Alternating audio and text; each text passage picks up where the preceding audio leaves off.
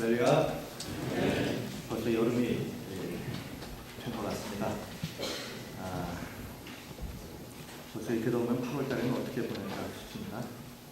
자, 강건하시고요.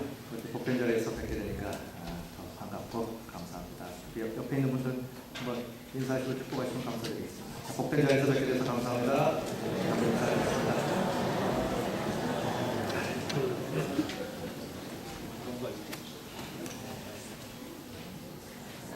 자, 오늘 본문 말씀에서 우리 주님께서 한 가지 선언을 하신 것이 있습니다. 이런 선언을 하십니다. 10절 말씀을 보니까 도둑이 온 것은 도둑질하고 죽이고 멸망시키려는 것뿐이요 내가 온 것은 양으로 생명을 얻게 하고 더 풍성히 얻게 하려는 것이다. 자, 이 말씀은 예수님이 이 땅에 오신 목적을 선언하시는 그런 말씀입니다. 다시 말씀드리면 예수님은 우리에게 생명을 주시고 그리고 그 생명이 더하여도 풍성케 해서 영원한 생명의 나라를 우리를 이끌어 가시기 위해서 이 땅에 오셨다 하는 겁니다. 생명의 주로 오셨다는 거죠.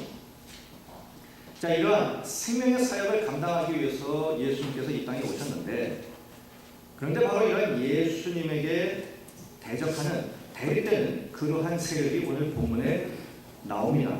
그것을 우리 주님은 도둑, 이렇게 이야기를 하셨습니다.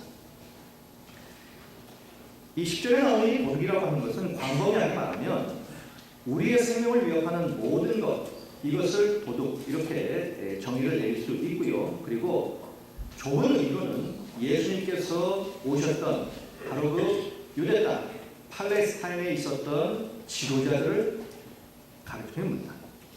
자, 먼저 그 팔레스타인 땅에 있었던 그 도둑들 같은 그 지도자들은 정치인들이 있었습니다.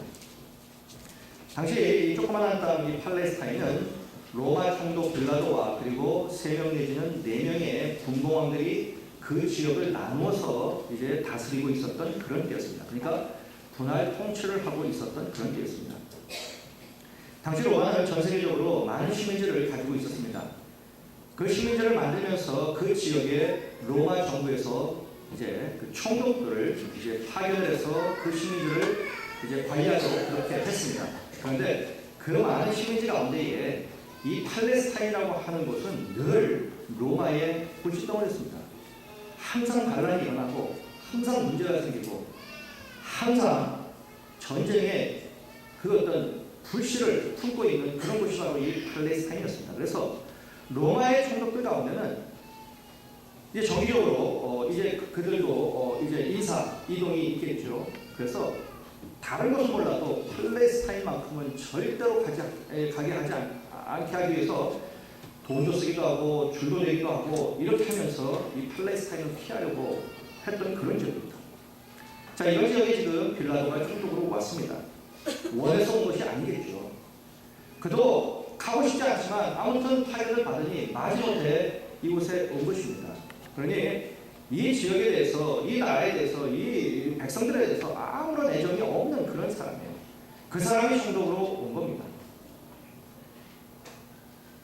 자기 앞길, 자기의 출세길에 걸린 돈이 있으면 그걸 제거해버리고 아무튼 이곳에서도 자기가 무탈하게 잘 있다가 다른 더 좋은 임지로 가기 위해서 무진애를 썼겠죠. 그러고 보면 잔해할 수밖에 없는 겁니다. 폭동이 일어나면 무자비하게 진압을 해야 하고요. 그런 정치인이었습니다. 이 사람은 로마 사람이다, 뭐 그러나 치겠습니다. 그런데 이 유대인의 왕, 분봉왕들도 마찬가지였습니다. 그때 당시에 왕은 헤롯 가문에서 나왔습니다. 헤롯 가문의 사람들이 이제 분봉왕으로 지역을 나눠서 왕으로 했습니다. 그런데 이 사람들은 유대인이 아니라 요단강 동편에 있는 에돔 지역 사람, 에돔 사람들이었습니다. 그러니 유대인도 아니, 자기 동물들도 아니거든요. 그러나 이 사람들 역시 백성들이 그냥 자기의 출세를 위한 어떤 도구일 뿐입니다. 자기의 출세를 위해서 또 평안한 나라를 위해서 그냥 죽일 사람은 죽이고 누를 사람은 누르고 뭐 이런 식으로 이제 정치를 하고 있었던 그런 상황이었습니다. 자, 이렇게 정치인들에게 억압을 당하고 있는 이 상황에서 그래도 백성들이 의지할 것은 종교 지도자들 아닙니까? 그래도 그들에게 찾아가면 그래도 위로를 받고 그래서 힘을 얻을 수 있는 바로 이런 사람들이 종교 지도자들 아닙니까? 그런데 예수님이 이 땅에 오셨을 때의 그 팔레스타인 땅에서의 종교 지도자들은 정치인보다 더 했습니다. 더 나쁜 사람들이었어요. 대제사장들은 정치 권력과 결탁을 해서 성전을 통해서 자기의 부를 축적을 했습니다. 로마가 예루살렘을 AD 70년에 멸망을 시키고 성전을 다 붕괴시켜버렸을 때에 그 성전 밑바닥에서 나왔던 어마어마한 돈, 금은보화 이것을 다 가져가 버렸습니다. 그것을 가지고 2년 후에 로마 시내 한가운데 있는 콜로세움을 지었어요. 어마어마한 돈이었습니다. 그것이 다 누구 거였냐? 다 이 대제사장, 이 제사장들 거였어요. 이렇게 부를 축적하고 있었던 이런 사람들이었어요. 바리새인들은 율법의 권위를 가지고 백성들을 강압합니다. 그들의 눈에 비친 백성들은 백성이 아니에요. 자신들이 위로해줘야 되고 자신들이 세워줘야 하고 자신들이 살아야 하는 그런 백성들이 아닙니다. 그저 무식하고 그저 밑바닥에 사는 가난한 그런 천민들일 뿐이에요. 반면에 자신들은 하나님의 선택을 받고 그래서 영적인 귀족처럼 사는 이러한 자들로 스스로 여겼던 이 사람들이 바리새인들이었어요. 정치인들은 정치인대로, 왕은 왕대로, 종교 지도자들은 종교 지도자들대로. 이런 어원 속에서 백성들은 허덕이고 있었습니다. 누구 하나 그 백성들을 위로할 자들이 없었다는 겁니다. 누구 하나 이 백성들이 어디 가서 등을 대고 기댈 만한 그런 사람들이 아무도 없었다는 겁니다. 어학 속에 살고 있었던 이 백성들. 이런 시대에 이런 사람들에게 예수님이 오신 겁니다. 그리고 예수님은 이런 악한 지도자들을 가리켜서 도둑놈이라고 했어요. 이렇게 예수님은 양을 죽이고 멸망시키려는 이러한 도둑놈들로부터 백성들을 거두시고 구원하시기 위해서 이 땅에 오신 겁니다. 물론 우리 또한 거기에 포함되는 그런 사람들이에요. 그러니까 도둑이 하는 일은 죽이는 일입니다. 그러나 예수님이 하시는 일은 살리는 일입니다. 아무튼 예수님이 가는 곳에는 사는 역사가 일어났어요. 예수님을 만나면 살아나는 역사가 일어났습니다. 생명의 사역이 바로 우리 주님의 사역이었어요. 그러기에 예수님이 우리에게 하신 이 생명 사역은 두 가지 차원으로 말씀드릴 수 있습니다. 첫째는 양으로 생명을 얻게 하는 것이고, 둘째는 생명을 더 풍성하게 얻게 하는 그런 것이었습니다. 그렇다면 예수님은 살리시는 분이에요. 어디를 가든 무슨 일을 하시든 예수님이 가는 것마다 사는 역사가 일어났어요. 그렇다면 그 살리는 분 예수 그리스도를 영접하고 그분의 생명이 우리 안에 있다면 과연 그럼 우리는 어떻게 살아야 됩니까? 우리 역시 살리는 일을 하며 살아야 된다는 거죠. 우리가 가는 것마다 사는 역사가 일어나야 된다는 겁니다. 나 때문에 가족이 살아야 하고요. 나 때문에 내 회사가 살아야 되고요. 나 때문에 교회가 살아야 되고요. 나 때문에 이 사회가 살아야 되고요. 교회 때문에 이 나라에 소망이 있고 이 나라가 살아야 된다는 겁니다.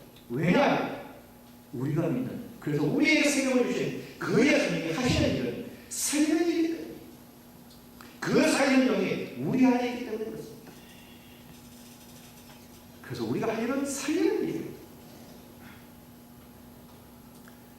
우리 예수님은 이 땅에 오셔서 양으로 생명을 얻게 하시기 위해서 오셨어요. 예수님께서 공생의 기간 동안에 죽은 사람을 살릴 그 사건들이 여러 번 나왔는데 3명을 살렸습니다. 첫째는 회당장 야이로의 딸을 살렸습니다. 두 번째는 나이성 과부의 아들을 살렸습니다. 세 번째는 베다니에 사는 예수님의 친구 나사로를 살렸습니다. 자, 이렇게 죽은 자를 살리신 우리 주님의 이적은 상징적인 의미가 있습니다. 우리 주님께서 이 땅에 오신 목적이 무엇인지를 상징적으로 보여주시는 거예요. 그것은 바로 예수님은 살리는 분이라는 거예요. 예수님은 생명을 주관하시는 분, 생명의 주인이라는 거예요. 이것을 보이기 위해서 우리 주님은 죽은 자를 살렸어요. 그리고 우리 주님은 이렇게 선언하시죠. 내가 길이요 진리요 생명이다. 자, 그러고 보면 이 예수님이 살리신 이 사람들은 세 종의 사람들이죠. 첫째, 어린애입니다. 둘째, 나일성 왕후의 아들 청년이에요. 세 번째, 나사로 어른입니다. 그러니까 어린아이, 청년, 장년, 각 연령층을 대표하는 그런 사람들이라는 거죠. 연세 많으신 어르신들만 죽음 앞에 있는 것이 아닙니다. 아이들도, 청년들도, 장년들도 죽음 앞에 매 순간순간 살아가는 것은 매일만이에요. 그러기에 모든 사람들이 예수님의 이 생명의 손길을 필요로 하는 그런 존재들이에요. 예수님 없이 살 수 있는 존재는 단 한 사람도 없다는 얘기입니다. 어린아이도 예수 생명이 필요하고, 청년들도 예수 생명이 필요하고, 장년들도 예수 생명이 필요하고, 어르신들도 예수 생명이 필요하다는 얘기예요. 이 생명, 이 예수 생명을 받아 누리며 살아야 된다는 겁니다. 자, 그런데 예수님의 손길 가운데에 다시 생명을 얻은 이 세 사람, 이 세 사람들의 생명은 제한적입니다. 왜냐하면 이 사람들이 다시 살아서 더 10년을 살았는지 20년을 살았는지 30년을 살았는지 모르겠지만 아무튼 그들도 언젠가는 죽었어요. 육체적 죽음이 그들에게 왔다는 얘기입니다. 그래서 예수님은 그들에게 이 제한적인 생명, 이 땅에서만의 육체적인 생명이 아니라 영원한 생명을 보여주시는 사건을 하나 만드셨어요. 그것이 바로 예수님의 부활이었답니다. 아시다시피 예수님은 십자가에서 죽은 지 3일 만에 부활하셨습니다. 이 부활의 생명은 영원한 생명이에요. 그래서 누구든지 예수님을 믿으면 영원한 생명을 얻게 된다는 거예요. 그래서 우리 주님께서 말씀하시죠. 하나님의 세상을 이처럼 사랑하사 독생자를 주셨으니 이는 그를 믿는 자가 멸망치 아니하고 영생을 얻게 하려 하시라고 말씀하셨어요. 영원한 생명, 예수님이 주시는 이 부활을 말미암은 영원한 생명을 갖게 됩니다. 육체적 죽음을 넘어서 우리는 하나님의 나라에서 영원한 생명을 누리며 살게 된다. 자, 그렇다면 예수께서 우리에게 이 영원한 생명을 주시기 위해서 하신 일이 뭐냐? 우리의 이 죄가 문제죠. 이 모든 죄악을 대신 짊어지시고 십자가에서 죽으셨습니다. 그리고 죽음에서 생명으로 부활하심으로 우리에게 영원한 생명을 주셨어요. 그리고 이 예수님의 죽으신 덕분에 우리가 살게 된 것입니다. 그래서 예수님은 우리의 생명이 되시는 그런 분이세요. 바로 이 예수 생명이 지금 우리 안에 심겨졌다는 것입니다. 그리고 우리는 바로 이 예수 생명을 누리며 살고 있게 되는 겁니다. 그러기에 우리는 예수 생명을 품고 예수 생명으로 말미암아 사는 그러한 존재라는 것이죠. 자, 그런데요, 우리가 처음 예수님 영접하고 구원받았습니다. 그래서 이 예수 생명을 품고 우리가 뜨겁게 은혜 가운데 살았습니다. 그런데 한 달, 1년, 10년, 20년, 30년 지나가다 보니까 점점점 우리의 심령이 차가워집니다. 예수의 생명을 주시고 풍성을 내주시는 그 예수를 믿으면서도 우리는 점점 쪼들리는 삶을 삽니다. 작은 문제 앞에서도 좌절하고 낙심합니다. 벌벌 떨고 두려워하는 삶을 삽니다. 오늘도 넘어야 할 문제가 있겠죠. 그 문제 앞에서 마음이 곳이 없어서 우리는 늘 당황합니다. 두렵습니다. 공포스러워요. 하루하루 사는 것이 너무 힘들단 말이죠. 그렇지만 우리 예수님은 말씀합니다. 내가 온 것은 양으로 생명을 얻게 하고 그 다음이 뭡니까? 더 풍성히 얻게 하려는 것이라는 거예요. 우리 주님이 이 땅에 오신 것, 우리에게 예수 생명 주시고 그리고 그 예수 생명으로 말미암아 우리의 삶을 풍성하게 만드시기 위해서 우리 주님이 오셨단 말이죠. 그 주님이 우리 삶에도 또 오셨단 말이에요. 그 예수 생명을 품고 사는 우리들입니다. 그렇다면 우리는 당연히 예수의 풍성함 안에서 그 풍성함에 따라 그런데 왜 이렇게 쪼들리냐는 거예요. 왜 이렇게 메마르냐는 겁니다. 무언가 파도 생수가 나오지 않습니다. 왜 이럴까 하는 거죠. 우리 주님은 우리를 더 풍성케 하시기 위해서 오셨어요. 그리고 우리는 그분을 영접했고요.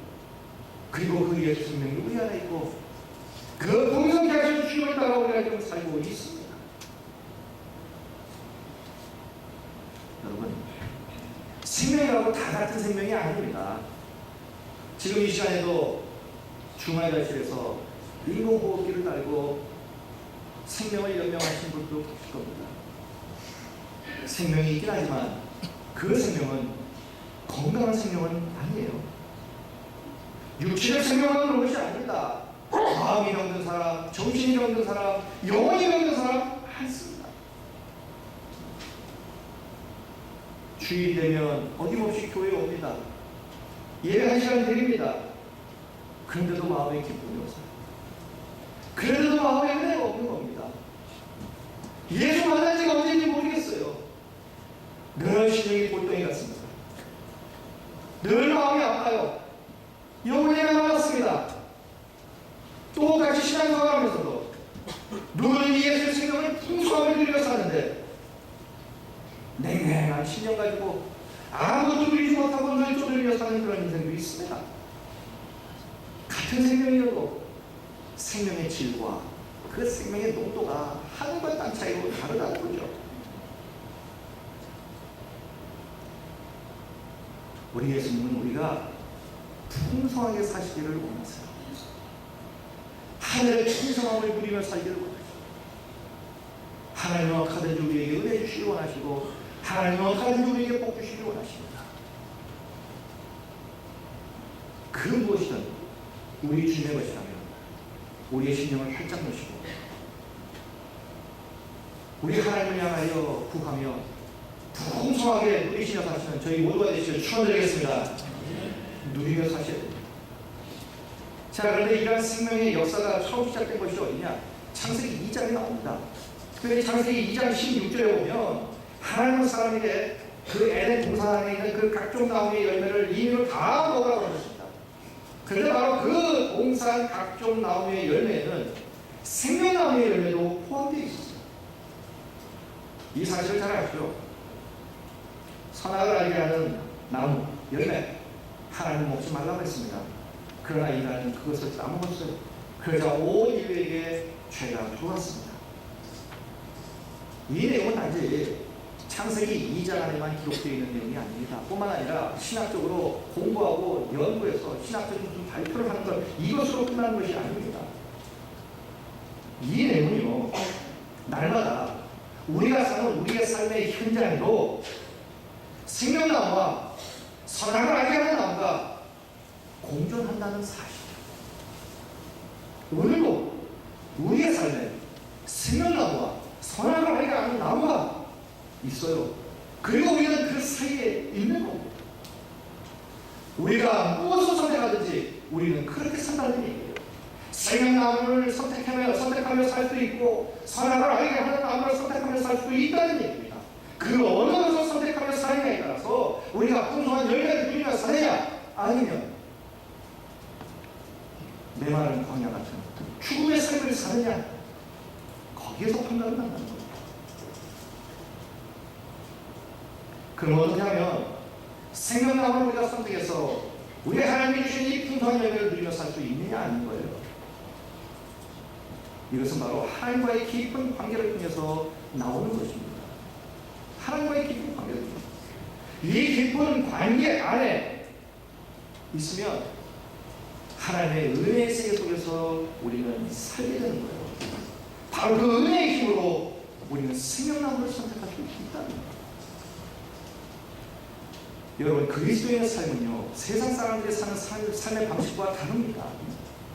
세상 사람들의 삶의 방식은 자기의 가치관, 자기의 생각, 어떤 자기의 세계관, 자기가 지금까지 살았던 어떤 삶의 패턴, 어떤 자기의 느낌, 자기의 힘, 자기의 건강, 이것으로 하루하루 무언가를 선택하며 삽니다. 그러나 그리스도인이 사는 삶의 방식은 자기 힘으로 사는 것이 아니에요. 믿음으로 사는 것이고 믿음 안에서의 은혜의 능력으로 따라 사는 것입니다.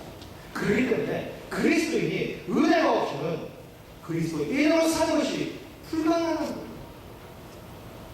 그리스도인의 삶에 세상 사람들과 다름이 없는 삶을 사는 이유는 은혜를 따라 살지 않기 때문에 그렇다는 거예요. 우리와 세상 사람들을 구원하는 것은 바로 은혜로 말미암아 구원이 되는 거예요. 믿음으로 말미암아 구원이 된다는 것입니다. 우리가 선악을 알게 하는 나무가 아니라 생명나무를 선택할 수 있는 그 능력은 어디서 나오느냐? 바로 은혜 안에서 나오는 거예요. 그래서 우리는 어떡하든지 은혜 안에 오기를 우리는 간절히 소원해야 합니다. 은혜의 능력을 따라 우리는 살아야 하는 거예요. 그래서 우리가 늘 하나님 앞에 구할 것, 하나님의 은혜를 우리는 구해야 된다는 것입니다. 이 은혜 안에 있으면요, 용서가 가능해요. 이해가 안 됐던 그 사람이 이해가 되기 시작합니다. 미운 사람이 사랑스러워지기 시작하는 거예요. 이건 내가 하는 것이 아닙니다. 하나님이 보여주시는 은혜의 능력을 따라 그렇게 되는 거예요. 그렇지만 선악을 알게 하는 나무를 선택하는 것, 그것은 자신의 호불호를 따라서 선택하며 사는 거예요. 다시 말씀드리면 누가 나에게 상처를 주면 나는 호불호 너에게 갚아주마, 이런 마음으로 사는 거예요. 누가 나에게 욕을 했으면 내가 너에게 반드시 나중에 호불호 내가 대답하주마, 내가 반드시 너 복수하리라, 이런 마음으로 사는 거예요. 호불호가 분명하기 때문에 정확하게 계산하여서 따지고 반드시 대답해야 합니다. 대답 때 배 이상으로 대답해야 돼요. 여러분, 이런 세계에는 은혜가 없는 겁니다. 은혜가 차지할 곳이 없는 거예요. 그런데 우리가요, 이 선악을 알게 하는 나무를 선택하는 것이 생명나무를 선택하는 것보다 훨씬 쉽다는 거예요. 그래서 사람들은 너무나 쉽게 아무 생각 없이 그저 선악을 알게 하는 나무를 선택해버린다는 거예요. 왜냐하면 하나님의 관계 안에서 오는 이 은혜의 세계 속에서 살고 있지 않기 때문입니다. 여러분, 기차는요, 앞에 동력이 있습니다. 그리고 뒤에 수십 개의 열차 칸이 있어요. 열차 칸에는 동력이 없습니다. 그냥 놔두면 덩그러니 그냥 서 있어요. 앞에 동력인 이 기관차 앞에 있는 이 머리가 부을 때는 아무튼 전기가 돌아가서 아무튼 모터를 돌리든 해서 끌고 가야 뒤에 있는 칸들은 따라가는 겁니다. 그냥 놔두면 동력이 없기 때문에 움직이지 않아요. 우리가 생명나무를 선택하게 하는 그 동력이 뭐냐? 그것이 은혜라는 겁니다. 그래서 우리는 은혜를 계속해서 추구해야 합니다. 은혜 안에 젖어 살아야 한다는 거예요. 은혜의 가무 속에서 마음과 헤엄치며 사는 그런 삶을 우리가 살아야 된다는 겁니다.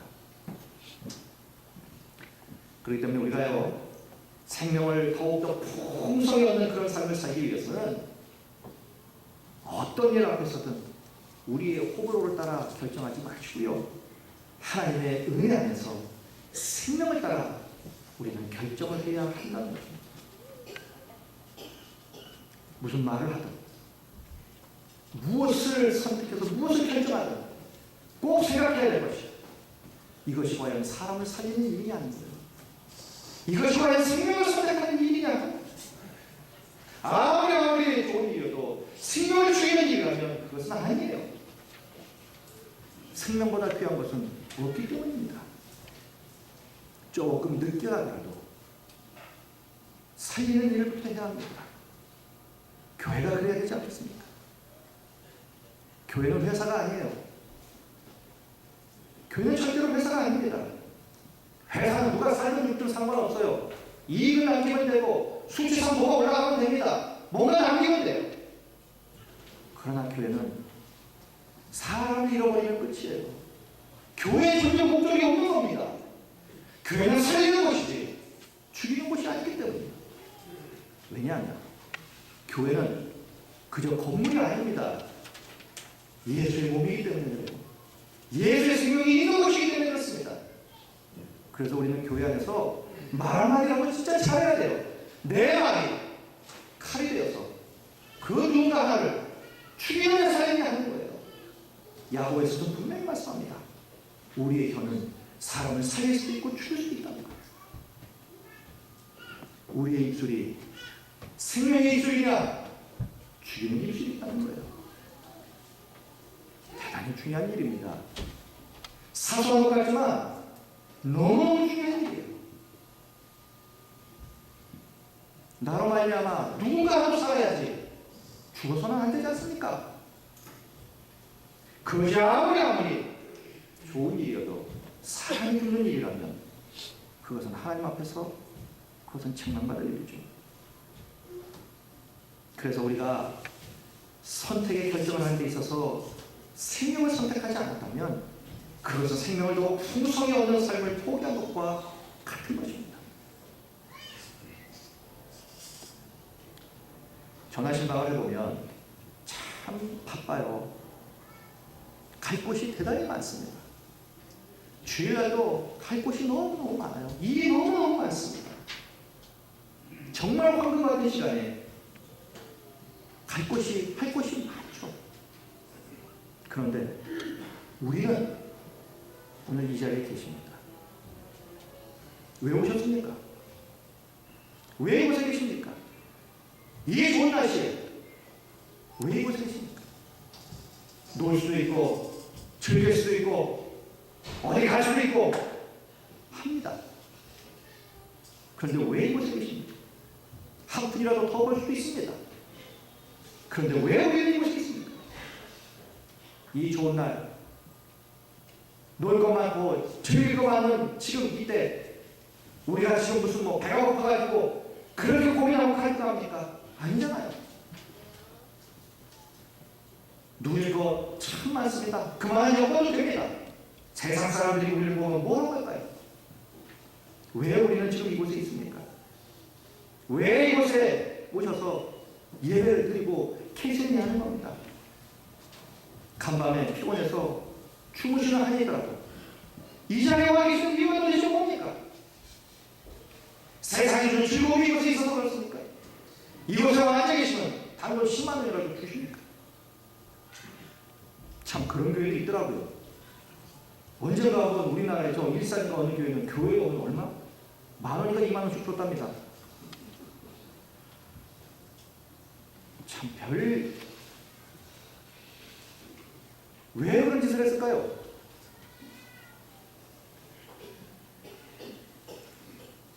그런 사람들에게 있어서 예배당에 앉아있는 사람들의 머리 숫자는 다 돈으로 보이겠죠. 아무튼 사람 많이 세우는 것이 그분들의 가장 큰 목적이요 최고의 선인 것 같아요.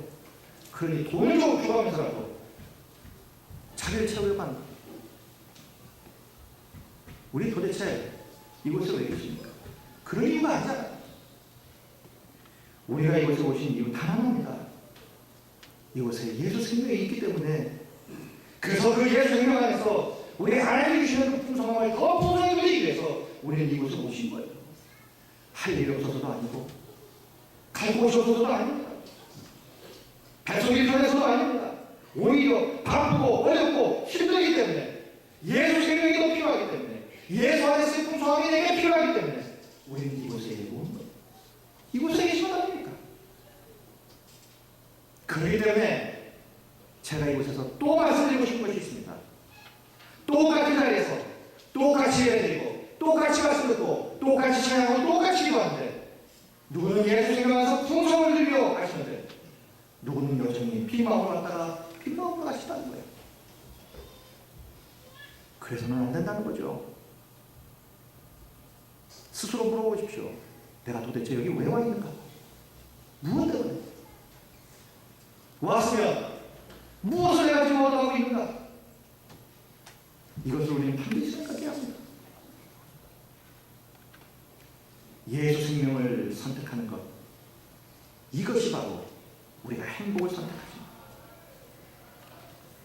우리가 이곳에 있는 것 다른 이유가 아니라 예수 생명, 그분의 풍성함이 이기. 그러면 그 생명을 선택하는 우리들이 누리는 게 뭡니까? 예수님의 풍성함 아닙니까? 요한복음 1장에 보면 예수님의 족보가 나옵니다. 그 많은 족보, 이 사람들의 이름 가운데에 여자 이름이 4명이 나옵니다.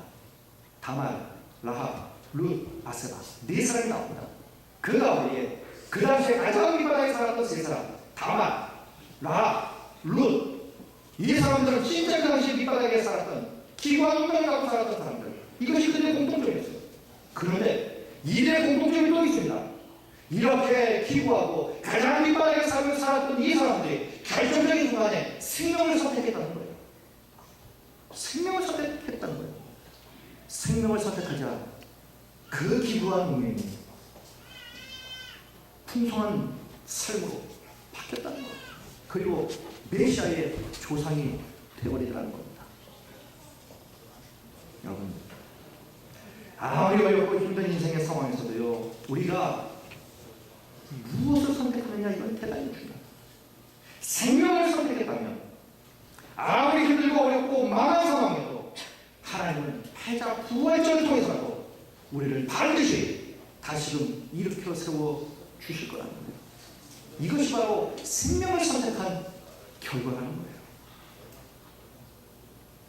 이렇게 생명을 선택하는 것이 우리의 선택에 이 패턴이 되기 시작하면 그때부터 우리는요, 하나님의 무한하신 풍성함을 누리며 살게 되는 그런 삶을 우리는 시작하게 됩니다.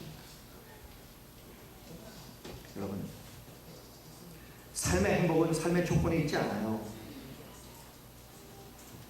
예수 안에 있는 생명을 선택하느냐, 선악을 알게 하는 호불호를 선택하며 사느냐, 여기에 우리의 행복은 달라집니다. 얼마 전에 터키에서 광산이 무너져서 많은 사람들이 또 죽었습니다. 50도가 넘는 그 막장 속에서 목숨을 담보로 해서 하루하루 먹고 사는 이 탄을 캐는 이 광부들, 이 광부들은 이런 얘기를 하더라고요.